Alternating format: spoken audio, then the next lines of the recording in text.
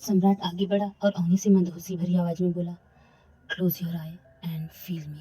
इतना कहते ही अवनी हैरानी से उसे देखने लगी। अभी अवनी को समझ पाती उससे पहले ही सम्राट ने अपने सख्त होठों को अवनी के सॉफ्ट गुलाबी होठों पर रख दिया और उसे पैशनेटली किस करने लगा, जिसकी वजह से अवनी की आंखें हैरानी से चौड़ी हो गई। अवनी सम्राट के सीने पर मारने लगी, लेकिन सम्राट को इससे कोई फर्क नहीं पड़ रहा था। वह अवनी को नहीं छूट रहा था। इस वक्त सम्राट के हाथ अवनी की कमर पर शरारत कर रहे थे। वह अवनी के पेट पर और पीठ पर अपने हाथ यहाँ वहाँ घुमा रहा था। अवनी सम्राट से छूटने की पूरी कोशिश कर रही थी, पर छूट नहीं पा रही थी।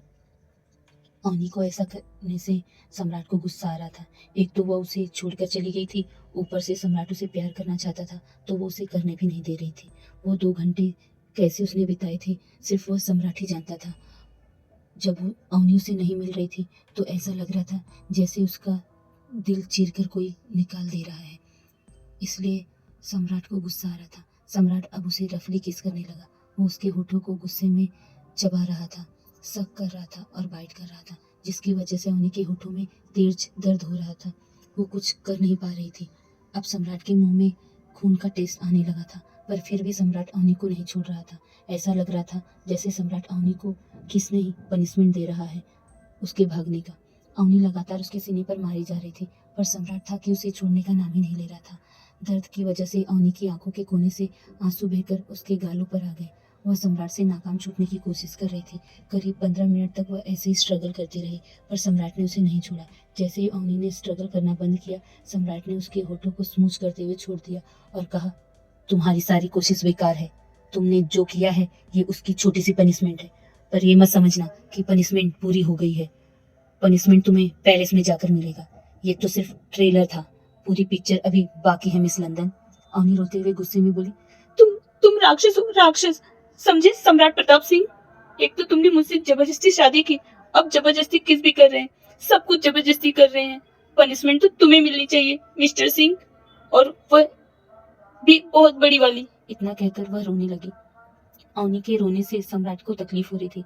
सम्राट ने एक नजर अवनी को देखा और उसके आंसू पोंछने लगा, तो अवनी ने सम्राट का हाथ झटकते हुए कहा, अब दूर रहिए मुझसे, छोड़िए मुझे, जाने दीजिए। जिसको जब मन करता है वो तब मेरे साथ कैसा भी बिहेव कर देता है। अवनी के हाथ झटकने की वजह से सम्राट को गुस्सा आ गया और सम्राट ने अवनी को पीछे से बालों से पकड़ा और गुस्से में उसकी आंखों में देखा और देखते हुए दांत पीसते हुए बोला, तुम्हारी इतनी हिम्मत कैसे हुई मेरे साथ ऐसा बिहेव करने की। सम्राट ने अवनी के बालों को बहुत तेज पकड़ा था, जिससे अवनी के सर में बहुत तेज दर्द हो रहा था। अवनी की आंखों से आंसू बह गए। अवनी ने दर्द भरी मुस्कान के साथ सम्राट की आंखों में देखा और गुस्से में कहा, जब जिसका भी मन किया वो थप्पड़ जड़ दिया, और आपका मन किया तो किस कर लिया, वह भी जबरदस्ती। सम्राट ने गुस्से में दांत पीसते कहा, तुमसे थोड़ा प्यार से बात क्या कर रही हो, तुम तो अपनी औकात ही भूल गई। और उसके चेहरे पर और नजदीक आते हुए बोला, तुम भूलो मत, तुम मेरी बीवी हो।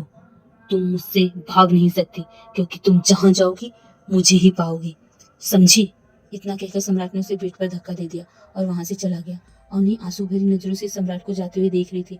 वह जोर जोर से रोने लगी और रोते हुए बोली, क्यों क्यों मैं आई वाराणसी, क्यों आई।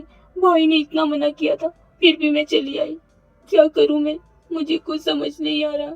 फिर वह मन में सोचते हुए बोली, नहीं अवनी, नहीं, तू ऐसे कमजोर नहीं हो सकती।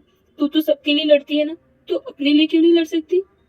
तुझे कुछ करना होगा, तुझे यहाँ से निकलना ही होगा। यह आदमी बहुत ज्यादा डेंजरस है। उस आदमी को किस तरह से मारा था उसने। अवनी को कुछ समझ ही नहीं आ रहा था, वह कैसे यहाँ से निकली। उसे अभी तक यह भी नहीं पता था कि जिस आदमी ने उसे किडनैप करने की कोशिश की थी, उसे सम्राट ने जिंदा जला दिया है।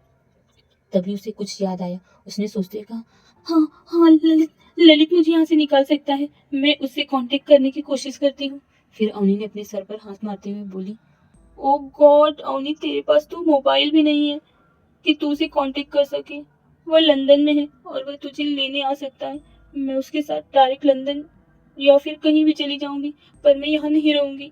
और इस राक्षस के साथ तो बिल्कुल नहीं। कितना बेदर्द इंसान है, कितनी बेदर्दी से उन लोगों को मारा था इसने। मुझे भी कभी भी मार सकता है। मुझे रिद्धि के पास जाना है, मुझे रिद्धि के पास जाना है। इतना कहकर वो बैठकर जोर जोर से रोने लगी। सम्राट गुस्से में बाहर आया और हॉल में गुस्से में चिल्लाते हुए बोला, सिक्योरिटी। जैसे ही सम्राट ने आवाज दी वैसे ही सारे बॉडीगार्ड्स आकर सम्राट के सामने सर झुकाकर खड़े हो गए। सम्राट ने गुस्से में बॉडीगार्ड्स को घूरते हुए कहा, वो लड़की भागने न पाए, उस पे नजर बनाए रखना, और अगर इस बार वो भागी तो मैं तुम लोगों को जान से मार दूंगा। ये सारी बातें सुनते ही सारे बॉडीगार्ड्स अपना सर झुकाकर हाँ बोल दिए। सम्राट की इतनी गुस्से भरी आवाज सुनकर विक्रांत बाहर आया और आते हुए बोला, क्या हुआ सम्राट, तो इतना गुस्से में क्यों है?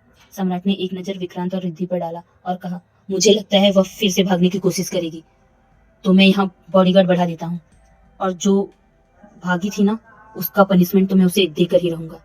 रिद्धि गुस्से भरी नजर सम्राट को घूर रही थी। उसने सम्राट को देखते हुए कहा, औनी कहाँ है? सम्राट ने एक नजर रिद्धि को देखा और गुस्से में बोला, कोई उससे नहीं मिल सकता। विक्रांत ने रिद्धि की तरफ देखा और फिर सम्राट को देखते हुए कहा, जाने दे, मिल लेने दे भाभी से इसे, भाभी रो रही होगी। सम्राट ने आंखों से इशारा किया तो विक्रांत ने भी रिद्धि की तरफ देखते हुए कमरे की तरफ इशारा कर दिया। रिद्धि कमरे की तरफ चली गई। सम्राट ने विक्रांत को देखते हुए कहा, इसे क्यों अपने साथ ले आया? मैं नहीं चाहता कि अवनी से कोई भी मिले, इसे जाने दिया होता तो अच्छा होता। विक्रांत ने मुस्कुराते हुए बोला, पहली नजर का प्यार है, कैसे जाने देता। सम्राट ने विक्रांत को देखते हुए बोला, इस चक्कर में मत फंस, मैं फंस कर पछता रहा हूँ। उसे इतना चाहने लगा हूँ कि वह मुझसे दूर हुई तो मेरी तो सांसें ही रुक गई थी, इसलिए कह रहा हूँ, इस चक्कर में मत पड़। बस एक बार फंस गया तो जिंदगी बेकार हो जाती है। विक्रांत ने मुस्कुराते हुए सम्राट को देखा और कहा, इसका मतलब तो सचमुच उससे प्यार करने लगा है। सम्राट ने विक्रांत को देखा और कहा, ऐसा कुछ नहीं है, बस पता नहीं क्यों वह मुझसे दूर हो जाती है तो मेरे दिल की धड़कन तेज हो जाती है, डर की वजह से।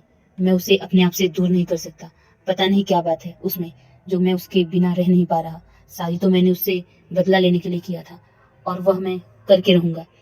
उस राजू को इतना तड़पाऊंगा कि वह जिंदगी भर याद रखेगा। वैसे भी तड़पता ही होगा उसकी बहन जो मेरे पास है। यही सोच सोच कर कि पता नहीं उसकी बहन कैसी होगी। और अगर तुझे लगता है कि मैं उससे प्यार करता हूँ तो ये तेरी गलत फहमी है। मेरी नफरत मिस लंदन के लिए हमेशा बनी रहेगी, कभी कम नहीं होगी।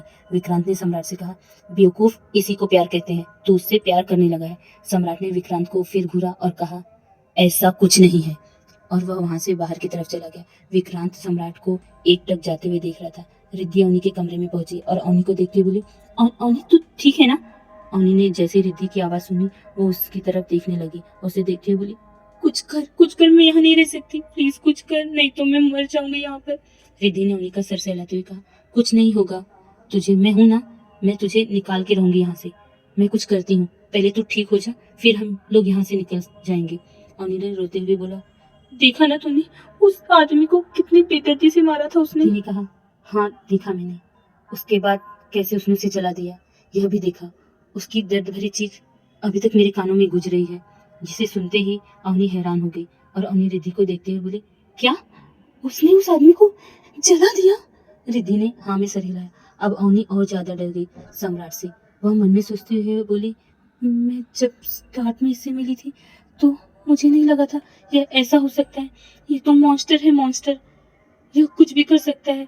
और वह रिद्धि को पकड़कर जोर जोर से रोने लगी। रिद्धि ने उसे शांत करते हुए कहा, शांत हो जा, शांत हो जा, कुछ ना कुछ जरूर करेंगे हम यहाँ से निकलने के लिए। अवनी अपने आंसू पोंछी और रिद्धि को देखते हुए बोली, क्या तेरे पास फोन है?